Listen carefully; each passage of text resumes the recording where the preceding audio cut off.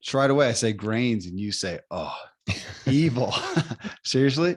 No, we No? can't go that far. Okay. What's your It favorite grain? Rice. Yeah. Yeah. I White, mean, white, wild. we typically do white. I think it was a sort of a compromise with the kids. For years, we had been doing brown rice.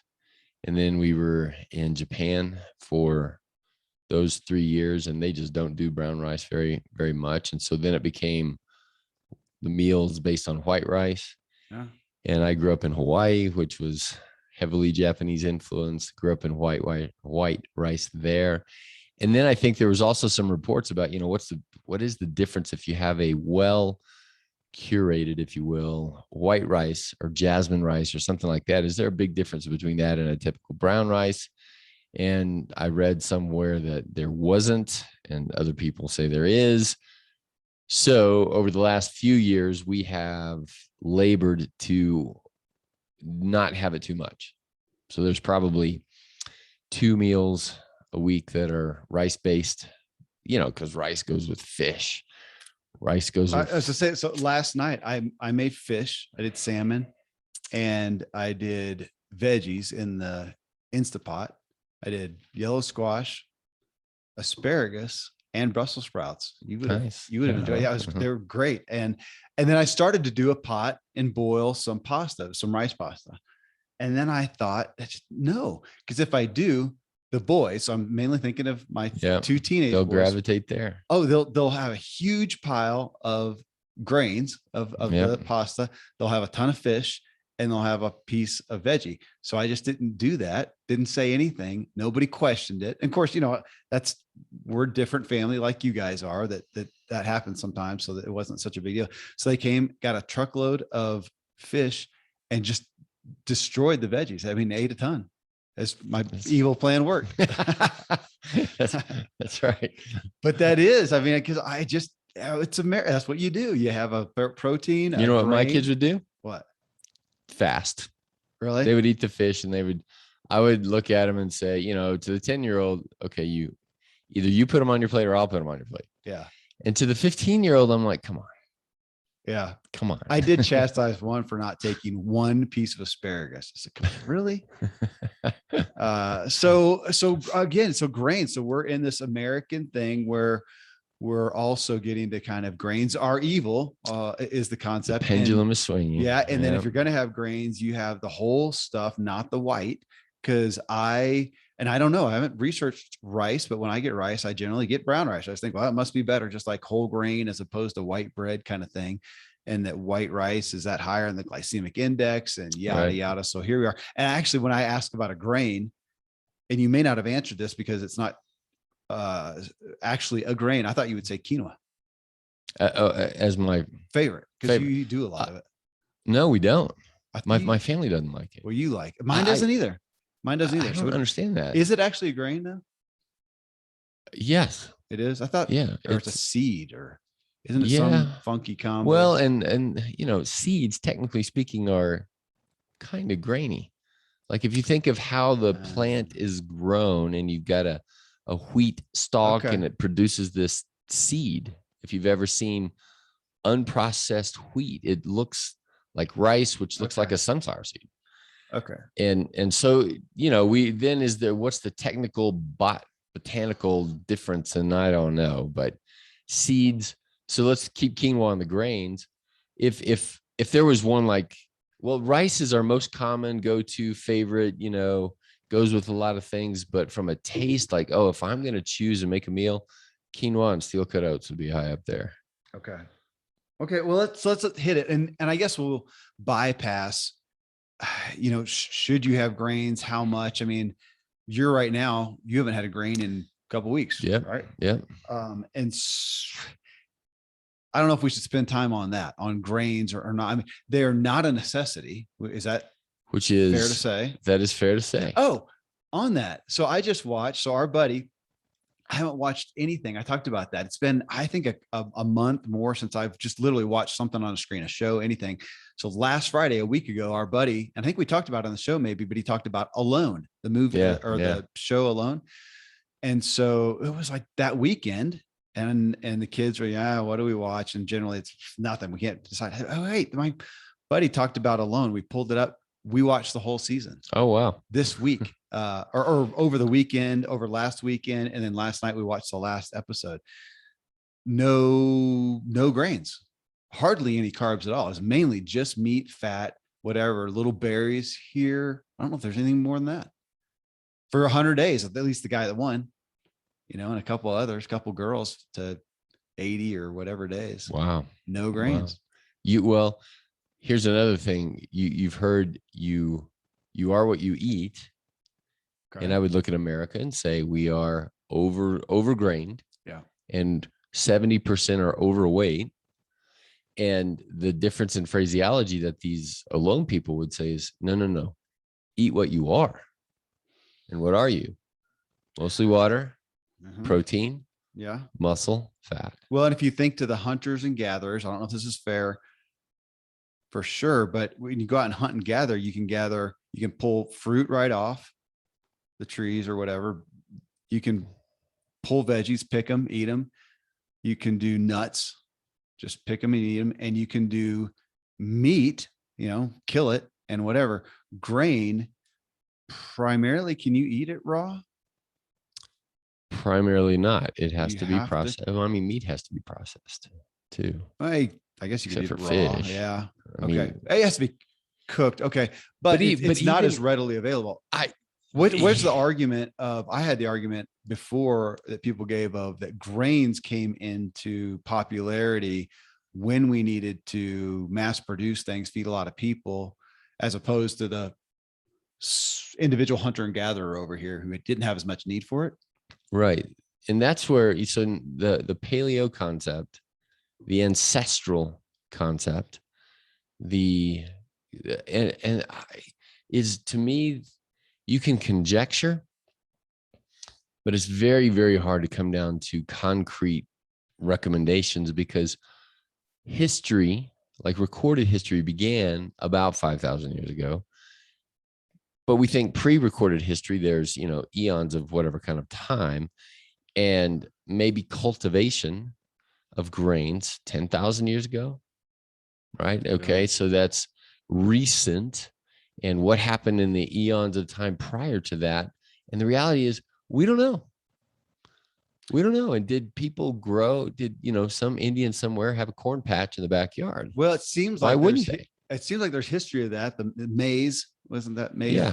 Yeah. Back then in the native tribes or whatever, that they're beating grain on the stone and they're rolling it into whatever. So we were just down in the Native American reservation, and one of their historical ancestral thing is fry bread. But you go around and they'll have, I don't know. It's like 1,000 years old fry bread. I don't know, man. Or 50 years.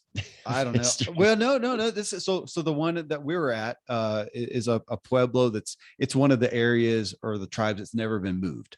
So, back when white men came in and did what they did, this tribe was never moved, never relocated. So they're still in their same spot. But you go around now and they've got, modern day houses. I mean, they're not real fine, carpentry or anything, but it's a modern-ish house. But a lot of them have these stone ovens, these clay ovens that they literally make. So it's kind of a little dome oven. When you said fry bread, I thought funnel cake. No. Okay. No. So we have some sourdough fry bread. I don't know why they call it fry, because they do it in this oven where they stoke it up. It's super hot and yada. So it's a relatively healthy. If the grain was, not highly refined and processed and whatever. Well, so can we say that, grains are not a necessity. I mean, you don't have to have them, and yet they are. I remember the first person who kind of dissed grains to me. I'm like, are you kidding? Right. It's the staff of life. This is Jesus food right here, man. Fish and bread, the fishes and the loaves. Come on. Yeah. And so he's passing out stuff that's not necessary, that's evil, that's bad. I don't think so. And then of course it was later. And the first thing that got me was, well, the grain they had back then was not the grain that we have today. I think that's true. So there's a place to start. So it comes down. And we're going to get somebody out there. We had another buddy, might have been the same buddy that said alone, who is like, that we had sushi with last week. He's like, really, come on. I'm getting ready to go on a 3-hour ride. A different guy, but yes. And you don't want me to have grains. Like, yeah. How am I going to fuel this machine to do this 3-hour ride? Because talk about athletics, man. You and I grew up in it. So I was carb load is cyclist. And the night before, you're going to have 15 pounds of spaghetti and bread. The kids do it. So still today on the cross country team over at the high school, and it's tonight at my house. You're doing the pasta dinner? Yeah. Nobody's doing a fish dinner. Nope. It's pasta dinner. That's what they do, and we, we'll have one pot of rice-based pasta, and then loads of the other stuff, and bread and salad that has no nutritional quality in it at all. If I think about that, it's going to make me barf. If I do that and then go run 3 miles, whatever, the next day. Well, but now to our friend, and what we talked about too, because he said, man, and he's a fit guy. He's fit, healthy.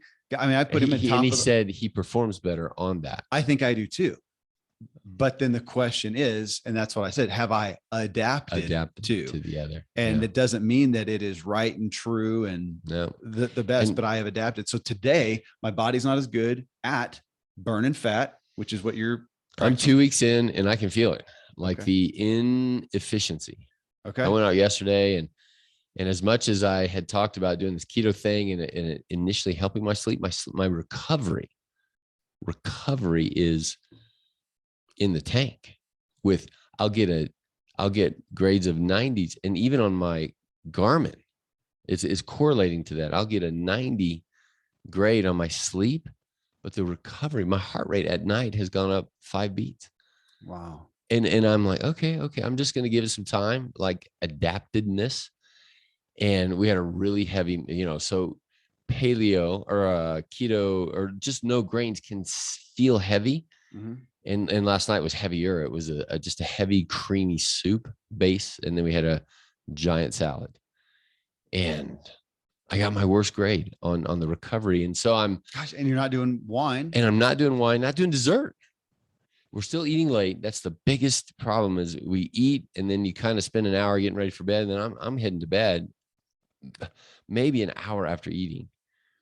And so, because there's sports every night, so we can't eat at 6 o'clock. So but this is good. So it's a discussion on what are the best grains to eat. And we're obviously to this point, only talking about grains in general and conceptually, and are they best? And here we are as a humanity. And on that, before we think about, if we're going to eat grains, what are they? Can I just step back and say, grains are not bad. They're not evil, but we have evilized them. We have, and I think I can say this on a podcast because it'll stick with people's minds that when it comes to the 4 processed horseman food of the apocalypse, dairy, gluten, corn, soy, and the gluten, if we just kind of put grains in there, they are a gift. And just like wine, just like the gifts, just like chocolate, just like sex. It's a gift. But if I said, oh, Kevin, is sex good or bad? You'd say it's good. And then if I said, well, do you share it with everybody? Right. Do you have it every day? Yeah. Every hour? What have we done in America with wheat and corn? All right. Well, gosh, what was it? 50s when it was earlier than that. Somebody in England is the story that I read, took grain and bleached it and made this white cake or white bread. It was so beautiful. It was the rich. So this was the fine thing to do. Had nothing to do with nutrition and what the heck they just did with it. It was fluffy. It was expensive. It was beautiful, beautiful white cake. And so that was and then they found out it stayed on the shelf longer. Oh, okay. And then logistics comes in. And so the modernization of grains is the word. And I throw sex in there because I want people to hear this. In our country, in our culture, when it comes to grains in general, it's not bad, just like sex, but we are raping grains. Mm-hmm. I hear that not term. raping. No, I know. Because I was going to say we've raped the soil, and we are raping the soil to produce it. And then we're doing it to have a shelf life, and you can have a Twinkie that'll last forever. Well, and we've got that at McDonald's, the white bread. That's right. The burger that the entire ingredients never molds. Right. That you buy a burger stick it on your shelf and watch it for years and years. I mean, that is the most disgusting thing that when I go by and it's right now, I mean, my gosh, what time is it? It's 8:15 a.m. Friday morning. I bet McDonald's, our McDonald's, double this line. little town with the double lines is absolutely packed going by, buying food that won't mold. Oh, it just makes my skin crawl. The bacteria won't even eat. Yeah. I mean, I'm all for, a good, nasty treat of a meal, but I at least want a whole food that would actually go bad. That's right. For your morning daily breakfast. It's going to plus they're eating in the car. Plus they're eating, all kinds of problems with that. So, wow. So grains. So, okay. If you're going to eat them now, I do think, and we've talked about it before down the keto pathway, that should people do it? And I say, yes, that's where I am. Wow. I think every person should put their body into a state of ketosis for 90 days as a trial. No different than if somebody said, hey, should I exercise? I'm going to say, absolutely, you should exercise. Okay. But I do want to poke at the difficulty of it. So I went 2 years vegan. So I was newly married. I was probably 23, 4, something like that. And for whatever, we had our reasons, we went vegan, totally vegan. And it was what I came with. It's a religion. We did it for 2 years. You can't eat anything. You can't eat out for the most part. It was very difficult. It felt like, at least culturally, socially, going to the church potluck, so involved in church. And we'd have to bring our own food. I am so apologetic to the small group, newlywed group that came to my house, and we promised them lasagna. And we did 2 huge things that were totally vegan. We used this, it's not Satan, but it's like Seton, S-I-E-T, something kind of funky thing that you could make meatballs out of. It was the nastiest stuff. I'm so sorry about that. It was the most, I bet everybody left and got to Dairy Queen or something like that to try to recover. But it was a religion. And so here you are and trying to do what you're doing. It's just difficult to be out there in the culture. If you're here in our blue zone of an office and at home, but if you're going to be in the average, if you were going to an average workplace, eating out with people, having potlucks, whatever, I mean, they're grain based. I even this at the end of 2 weeks, I was telling a patient yesterday about how it struck me how emotionally difficult it is. Struck me and of course my difficulty is more at home where we have a dessert habit, a dessert culture. And, it's not ice cream every night, but it's or a cookie like thing or a frozen fruit or a bite of chocolate, a sugar, a sweet, a something. And it's hard. And I have been able to stay in ketosis with, the 85+% dark chocolate, a square, and to just stop. I am full. I am satiated in terms of I'm clearly full. I do not need another thing in my mouth. But here we are doing dishes, and that's a great time to just suck on a chocolate or whatever. And I have done that for the last 10 years. And anyway, it's just hard. And culturally, yes, it is amazing. So it goes back to, and you always ask on the show, well, how do you want to perform? And I ask in the clinic, well, what is wellness? Yes, it's a cost. And that's why I'm saying I'm going to do this for 90 days. Which is a hard sell back to performance with our buddy, Patrick, who's getting ready to go on this mammoth mountain bike ride. I mean, he is fit. He is trim. He is vibrant. I mean, if I'm going to insure somebody, I would insure him. I mean, he's top of the list. And even if it is not best, right, and true, whatever, his body's adapted. And if he's going to go perform well, he is going to perform. It's interesting. He's going to perform well there. And you're saying, here you are this much time later, and your body's not adapted to this keto thing. And you would probably, what are the chances that you would feel better, more vibrant, more vital, everything right now if you did have some grains? High. Because of but I've adapted to that. That's right. In the same way, you would like this. So Peter Attia was talking about high level biking, Cat 1, 2, 3, 4, 5, and then domestic pro and whatever.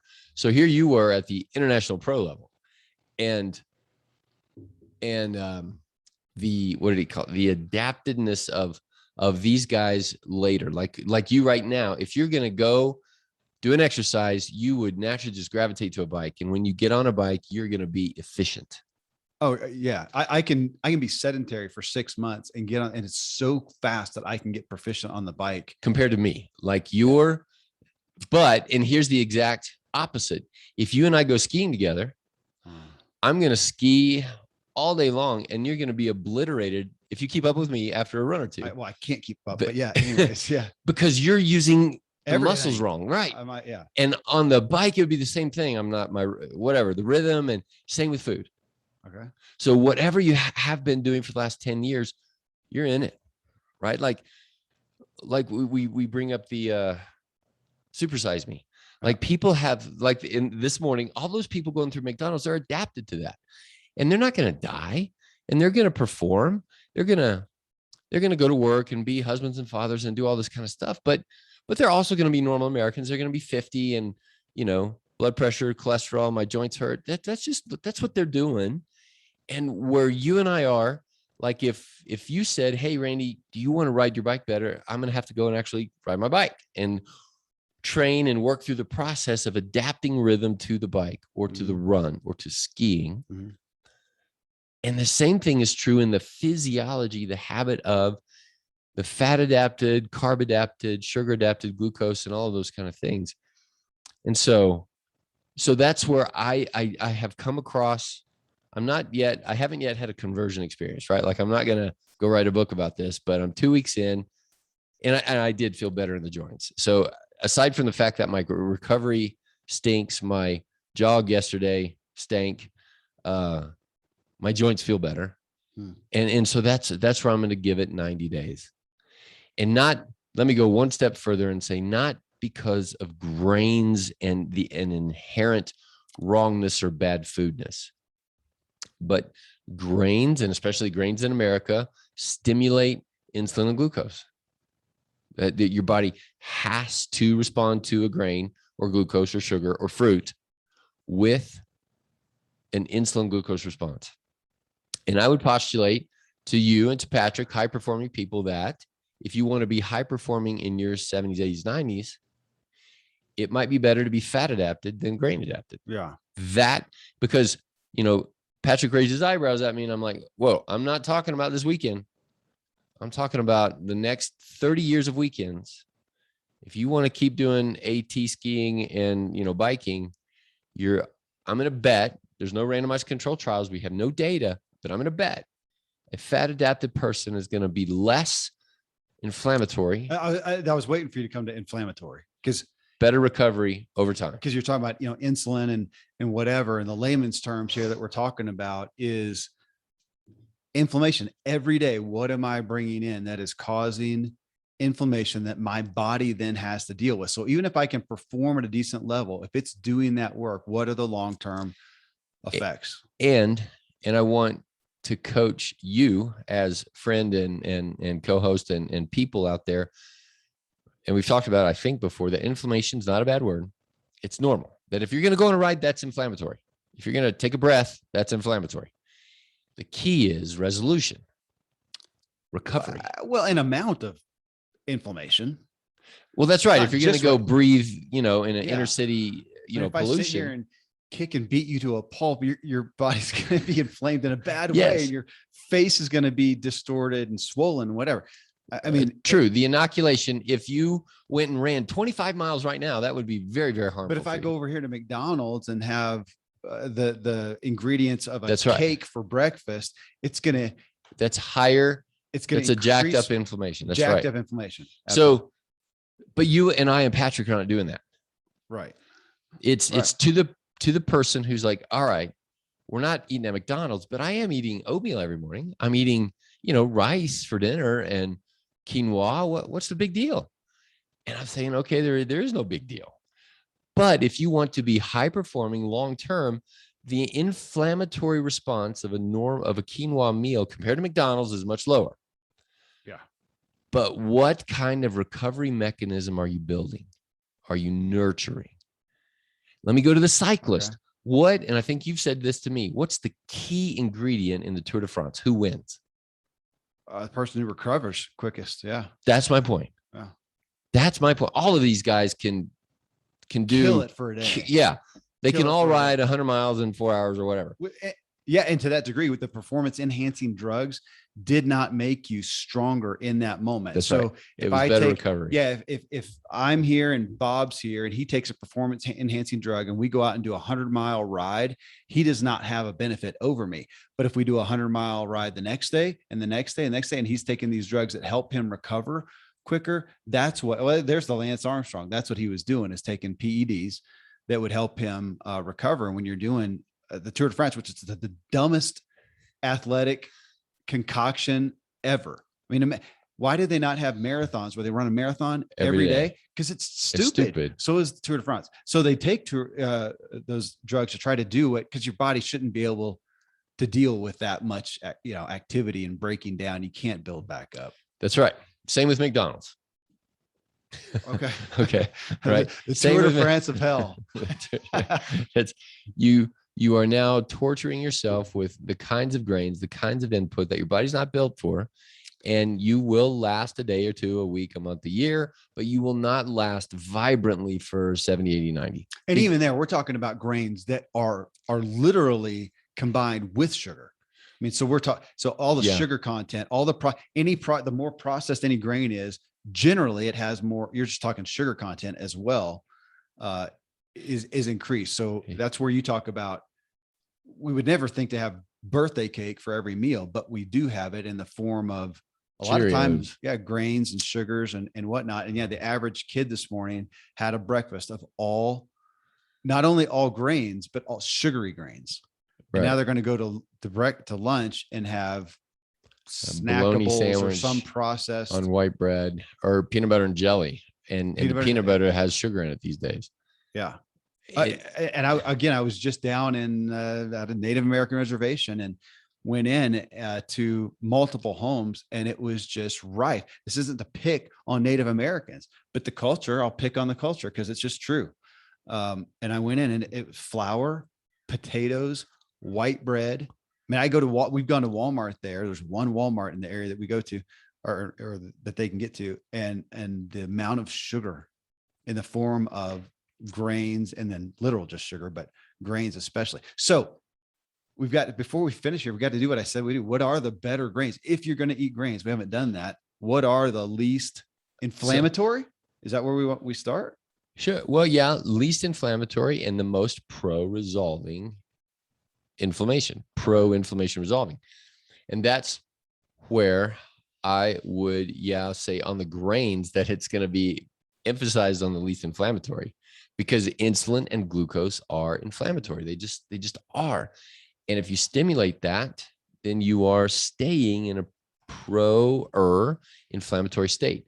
So how do you reduce that? And I would say, I'm kind of looking forward to it. So theoretically, Thanksgiving weekend would be my break in time. And I'm not looking forward to stuffing. It's not the grain that we're not going to go to the donut mill and get the donut mill, a wagon wheel size. But your kids have testified to this. I think I'll make the best oatmeal ever. They do say that. And so I'm looking forward to my steel cut oats with local, dollop of local honey on there with blueberries and nuts and the cacao nibs and all of that. Is a great meal. Well, explain then steel cut oats, because again, we've got oats. If I go over here to the store, you're going to have basically the instant oats, the 1 minute, the same container, 1 minute instant oats, and then the old fashioned. And I think that I'm doing something better by getting the old fashioned. Then you would go and get the organic ones, but then we go to steel cut, and we're just saying, seriously, there's a benefit in the way that it's cut. And I actually don't know why it's called steel cut, like steel versus iron and cut versus squashed. I had it explained to me by a guy who owned a farm that they did oats, and I don't remember. We'll have to Google that. But that's what he ate. It's less processing. It's less processed. And here's what have you ever had groats, buckwheat groats? Man, maybe. I mean, I know. Really earthy. Yeah. You got to cook them a long time. And if you would just harvest buckwheat, harvest oats, harvest wheat, harvest spelt and kamut and quinoa and all these things, and just set one grain out on the table, they look all the same. They look like groats. They look like a kernel, and you put that in your mouth and it's like, I can't even crack this thing, can't chew it. So you have to cook it. And then, 80 years ago, the processing came into play. It said, hey, we'll make your bread for you. Yeah. So you don't have to grind it and then bake it and do all your own stuff, which, that homemade, home ground, that is dark, dense, deep bread. And these days it's super expensive because it's outside of the normal processing system. But that's where I would go. So if I go back to grains, which I will, I don't think anybody should stay in ketosis forever, but then you find a new rhythm of in and out of ketosis using fasting, using maybe a few days of no grains, etc. And some people argue to stay into that. And I would say, no, there's no randomized controlled trial over 50 years of time that's going to say being in ketosis is better. So we can't say that, but that doesn't mean go eat McDonald's grain or whatever. So where to be in the middle? And I would say it like this: on a bed of intermittent fasting, 12 hours, and probably, the longer the better, 15 hours. And for you and I, we just don't do breakfast. And then there's a lunch and a dinner. And so my thought is put a lot of time into dinner and effort and energy, and lunch is leftover dinner. That makes it easy for you and I. Mm-hmm.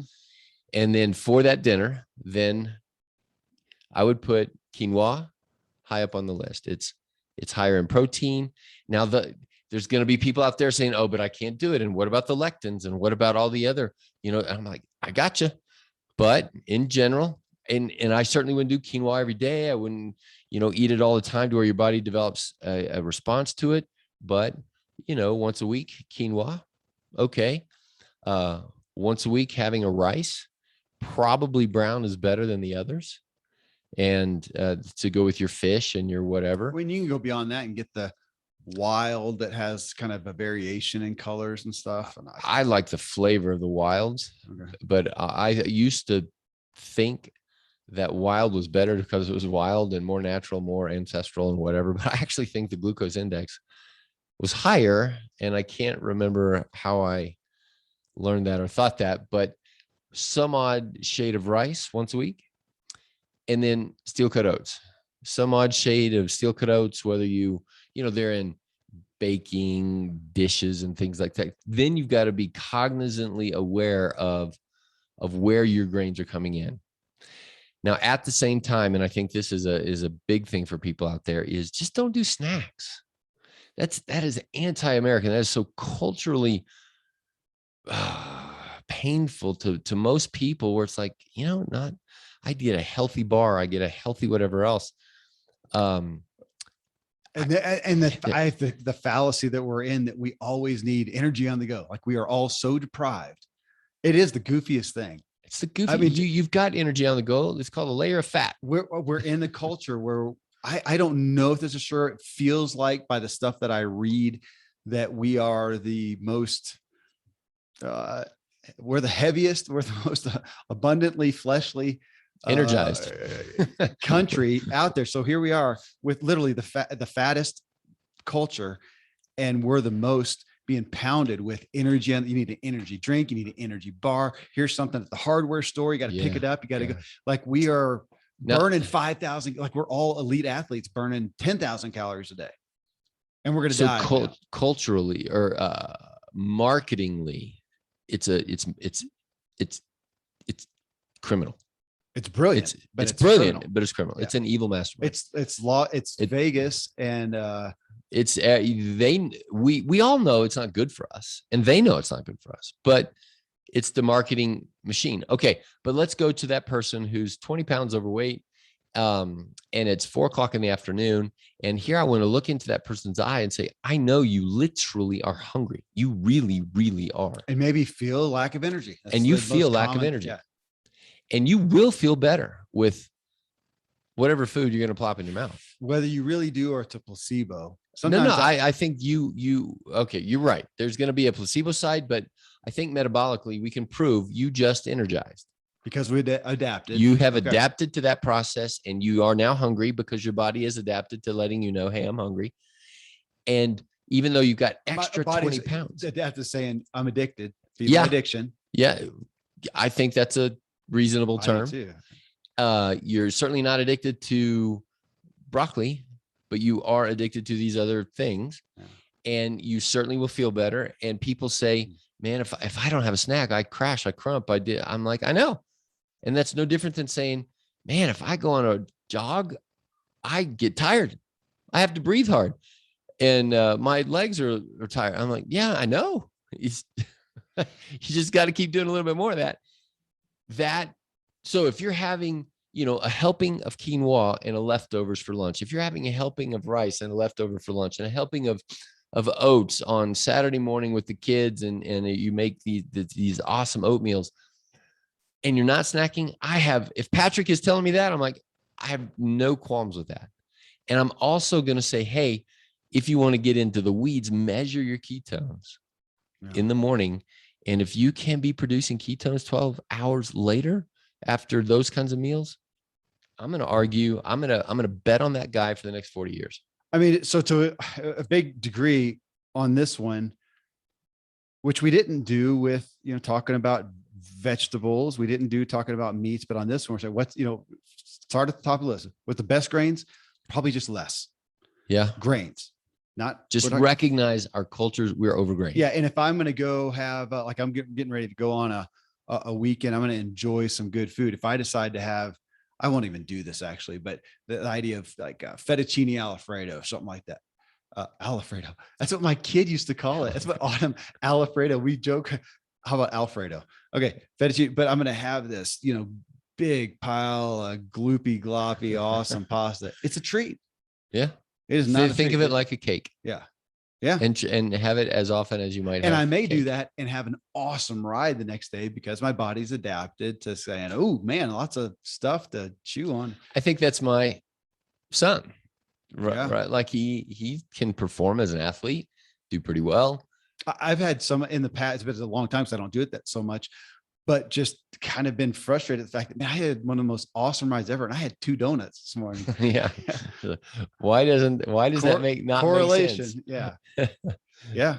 Well, so if you're going to have grains, less, obviously the ones that are kind of like animals that are closest to the natural form as possible. So if you're going to get the pasta, that's the most like an angel hair pasta, the most processed, gloopy, gloppy, whatever. Same thing with bread, the white bread. It is the furthest removed from the ground, the natural source. Yeah. If you could have that, you get it as close to the ground as possible.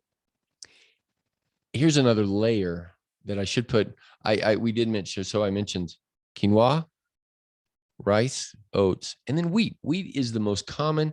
Corn is, people call it a fruit. People call it a grain. I'd put it in the grain category these days. But wheat, then I would say, barring we're all on the scale of wheat gluten sensitivity. We all have it. Some people have it so negligible that it doesn't ever register. It's never a problem. Some people are celiac. Here again, I would say have wheat in its most protected form. So close to the ground. So an heirloom grain, or, you go the extra mile to get a really good grain, and sourdough bread would be better for you. Most people. Literally going to ask about that. I keep hearing about sourdough. It's fermented. And what that does is it breaks the grain down one layer or so. Think of it as it's pre-digested. And that's what I heard. I didn't hear that necessarily, it is healthier, but that it was more easily digestible. Yeah. And that's why it's part of the ancient system, is because the people back then, they didn't have, I don't even know what grain processing is in the machine world, right? Like what the heck do they do to the grain? I don't even know. And it comes out in your grocery store as these fluffy breads. And back then they would do all this work to harvest these kernels. Mm-hmm. And now they got to do the work to how do we soften them up? Mm-hmm. And, to build a massive fire to boil it for hours and hours and hours or whatever. And somehow they did a fermentation process, and then it kept longer. So sourdough bread, and I think, that equals hardtack. Like guys, the Wild West people, walking across the country would take that kind of stuff with them. And it's just a hard biscuit or whatever. So it's these days, again, to go back and get ancient stuff like that, you have to pay way more. Yeah. And can you even get it at a grocery store? Or do you have to find some natural grocer type option? No. Well, yeah. If you're going to get heirloom grains, it's not going to be at the grocery store. And we actually have in Colorado Springs, and it might even be called Heirloom Bakery or something, or Ancient Bakery. And they'll do that for you. And of course, you're paying $10 a loaf. Mhm. But if you're doing that once a week, okay. Sure. Right. Sunday morning, everybody gets a big old Texas toast with, grass-fed, grass-finished butter. Man, that's a treat. But it ought not become it ought not become your daily sandwich. And these days we've processed it into this daily sandwich, and people say, well, I mean, a sandwich for lunch, that's about as American as apple pie and all the other things. I'm like, yeah, I know. And look at us. We're not wellaring very well. We're not wellaring very well. So less grains, the closest you can get to a natural form. But yeah, this one, it feels like different than the other categories because it's hard not to say it's not a necessity. We've adapted to it, but the less you can do, the more natural you can do, probably better.